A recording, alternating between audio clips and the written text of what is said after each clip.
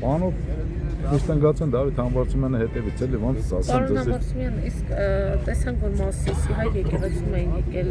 Պատարագի Փաշինյանը, իշխանավորները, նաև Արարատի մարզի այլ քաղաքների, Ավերի բնակիչների եւ այլն։ Այդ օրը նաև կարծիք անդիմադների կողմից, որ կարծես հավաքը տապալվեց։ Ձեր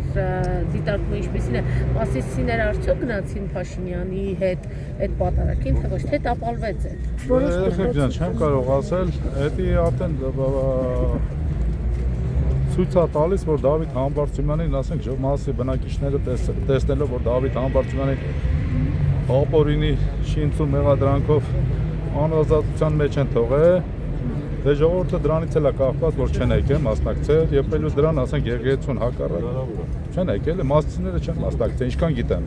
Facebook-ներով եմ նայել։ Իսկ կարող է Facebook-ով եմ նայել ես։ Այս ամենը նաև կապ ունենալ նրա հետ, որ Դավիթ Համբարձումյանը այդպես էլ չդասվեց այն համայնքի ղեկավարների շարքին, ովքեր սկզբում ընդդիմադիր էին, հետո ընդունում էին Նիկոլ Փաշինյանին, դիմավորում էին, ինքը չդասվեց այդ ասենք խոսքի օրինակ ինչի ասենք մասիսիները չեն մասնակցել, դա։ Չէ, այս process-ները, որը դուք անվանում եք հետապնդումներ, հա, շինծու ապօրինի, կարող են կապ ունենալ նրա հետ, որ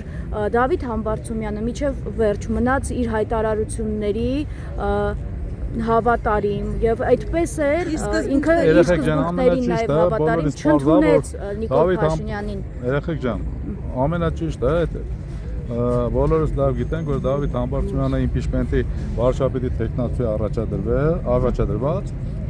Դրա համար ասենք խոսքի օրինակ երևակայ է էլի, թե ժողովրդական հայրենասերտաղայա վախից են արել, թե ինչ հեսակ երևա էլ է, դատի վախ պարզ կլինի, երեխեք ջան։ Շնորհակալ։ Բայց տեսեք, ազգային ժողովի նախագահ Ալեն Սիմոնյանը ի պատասխան այն հայտարարությունների, որ Դավիթ Համբարձումյանը քաղաքական դրդապատճառներով է կալանավորվել, նշել էին, որ պատիվ ունենալը առաջադրել է նրան վարչապետի տեխնացու, որպեսզի հետո կալանավորեն ու ներկայացնեն Խախալաձյան։ Դե չէ, երեխեք ջան, իմի թե Ալեն Սիմոնյանը ինչ ասել, չի ասել, դի вообще չի հետաքրքրում։